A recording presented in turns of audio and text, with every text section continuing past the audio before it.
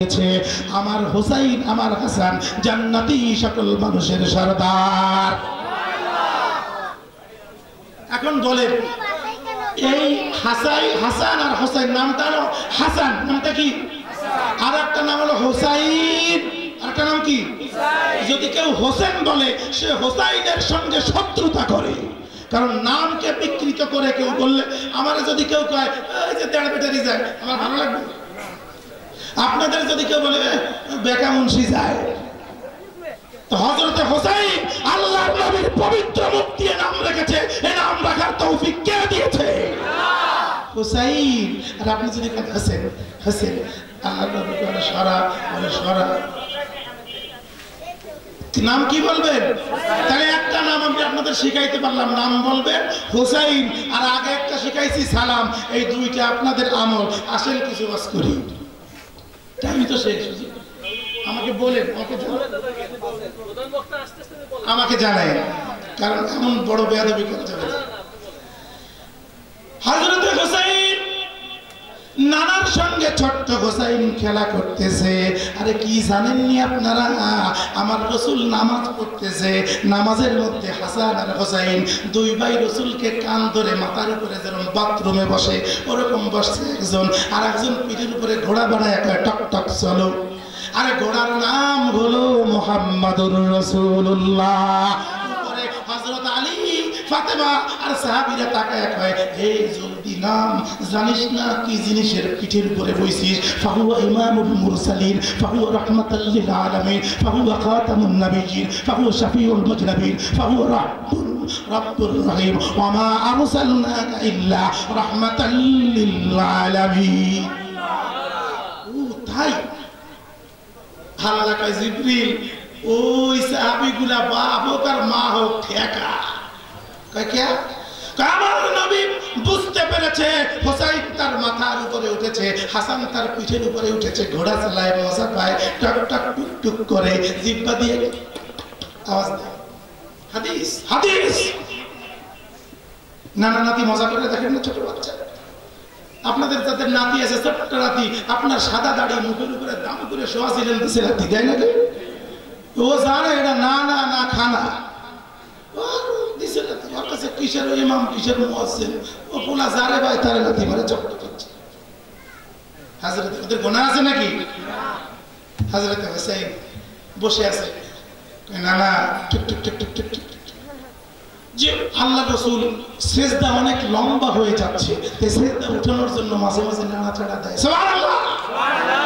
আমার আল্লাহ জিবরাইল পাঠায় দিয়ে কয় যা যা যা জলদি যা, ওরে যা আমিনার ঘরের মধ্যে যা, জলদি করে গিয়ে বল যতক্ষণ পর্যন্ত হাসান আর হুসাইন খেলতে খেলতে আসুদা হয়ে নিজেরা উঠে না যাবে ততক্ষণ পর্যন্ত যেন আমার বন্ধু সিজদা থেকে মাথা উঠায় না। এর নাম হাসান, এর নাম হুসাইন। হুসাইন আর হাসানের মুখের কথা আর শোয়ের কথা বললো। এই জুমায় আমি আমার এই মসজিদে দারুল করারে জুমা পড়াই, আমি এখানে আপনারা আসবেন জুমা পড়তে। আমরা ধারাবাহিক ঘটনা বলার চেষ্টা করি। অনেকে আগে সময় বেশি লাগতো 2-4 মিনিট, তাই পলাইয়া অন্য মসজিদে চলে গেছেন। কথা করতেছি আমরা আর সময় বেশি লাগবে না, আপনাদের হিজরত করে পলানোর দরকার নাই। আসেন মসজিদে নামাজ পড়েন, সময় মতো নামাজ শেষ এখন হয়, আমরা পরে 2টার ভিতরে নামাজ শেষ করে দিই। হযরত হুসাইনের কত দাম, আমি একজনের ওয়াজ করতে গেলে আগে তারে বুঝাইতে হবে ওয়াজ কেমনে করব। আমি বলছি না 5 ঘন্টা যদি আমার একার হয় অন্তত একটা ঘোষণা আংশিকভাবে বলা শেষ হবে। আল্লাহ আমাকে 34 থেকে 35 হাজার ঘটনা সচক্ষে জায়গায় গিয়ে দেখার তৌফিক দিয়েছে। এবার হযরত হুসাইন একটু শর্ট করে বলি, মানে ওজনটা বোঝানোর জন্য। ওমরের খেলাফতের জামানায় হযরত ওমর তখন আমিরুল মুমিনিন, আল্লাহর নবীর ইন্তেকাল হয়ে গেছে। ওমরের ছেলে আব্দুর রহমান আর হাসান আর হুসাইন দুই ভাই একই কলেজের স্টুডেন্ট, এক ক্লাসে পড়ে। হযরত হুসাইনের হাত থেকে একদিন একটা কলম লিখতে লিখতে মসজিদে মাদ্রাসার মধ্যে পড়ে গেছে। Abdur Rahman, Abdullah, give me my pen, আমার কলমটা উঠাই দেন। ও কার বলা কথা কয় না। ওমরের বলে, ওমর তখন still government, president, republic of মদিনার প্রেসিডেন্ট তিনি, অর্ধ পৃথিবীর শাসনকর্তা, যার এক ভাষা ইশারায় বাঘ আর মহিষ এক জায়গায় পানি খায়, হিংস্র কোনো ভাব দেখায় না। ওমরের বিচার বড় করা। আমিরুল মুমিনিন প্রেসিডেন্ট আমার এলাকার কনস্টেবলের পোলারে যদি কোনো লোক টিআইও হয় আর যদি ধরে মোটরসাইকেলে কয় আমি পুলিশের লোক,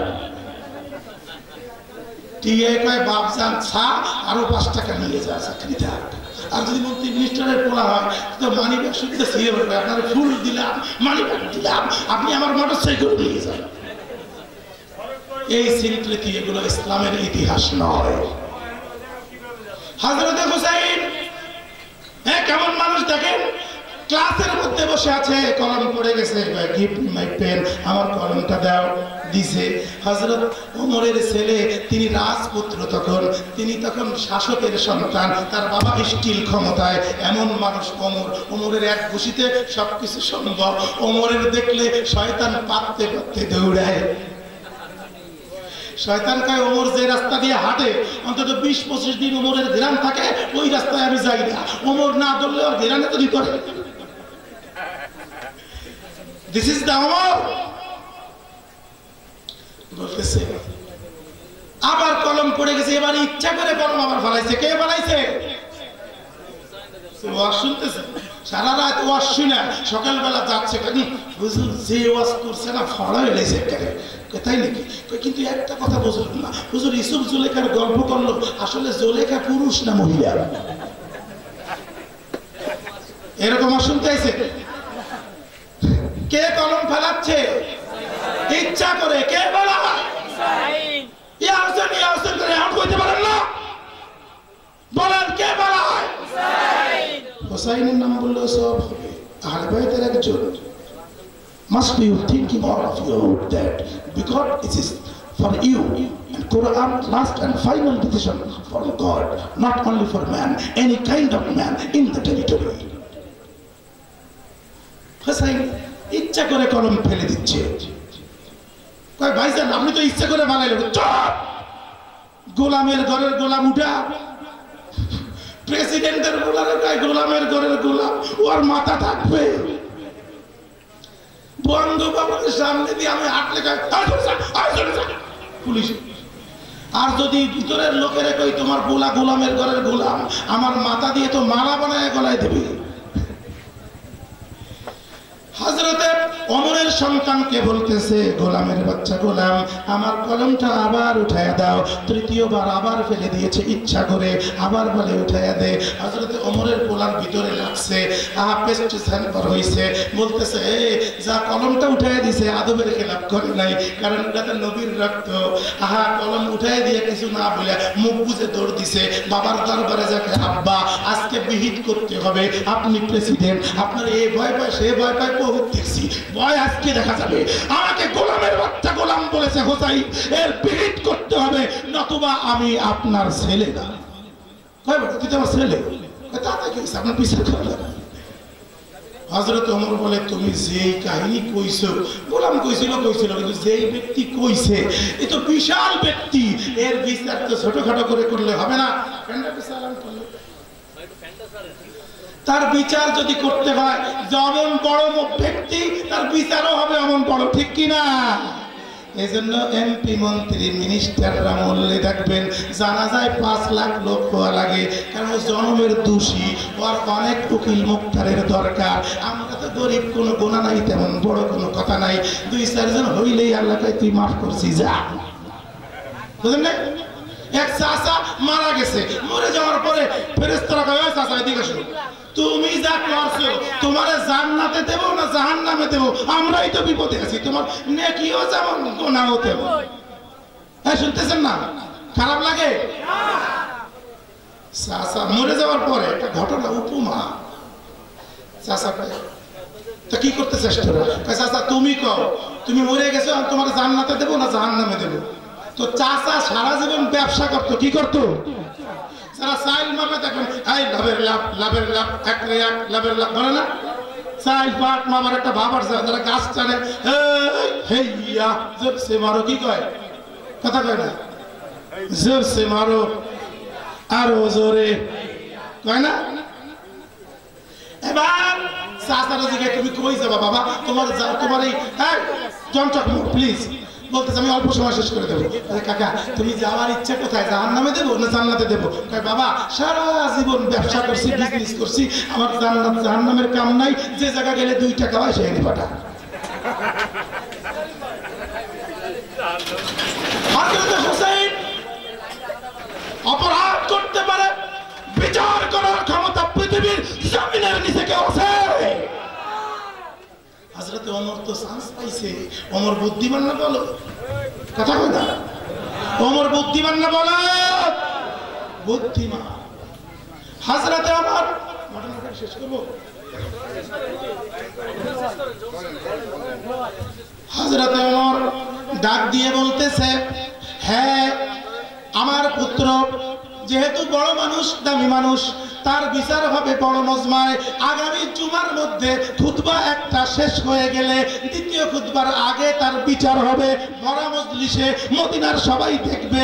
যেই কইছে বিচার হবে, হযরত আলী কয় ভাইজান একটু মাফ করা যায় না, আমার ছেলেটা একটু দোষ করছে, তাতে কি হয়েছে, আপনারই তো ছেলের মতো, একটু মাফ করেন। এর বিচারটা যদি আপনি ভরা মজলিসে করেন, মদিনায় আমার নাক কাটা যাবে, আমি কেমন করে মুখ দেখাবো?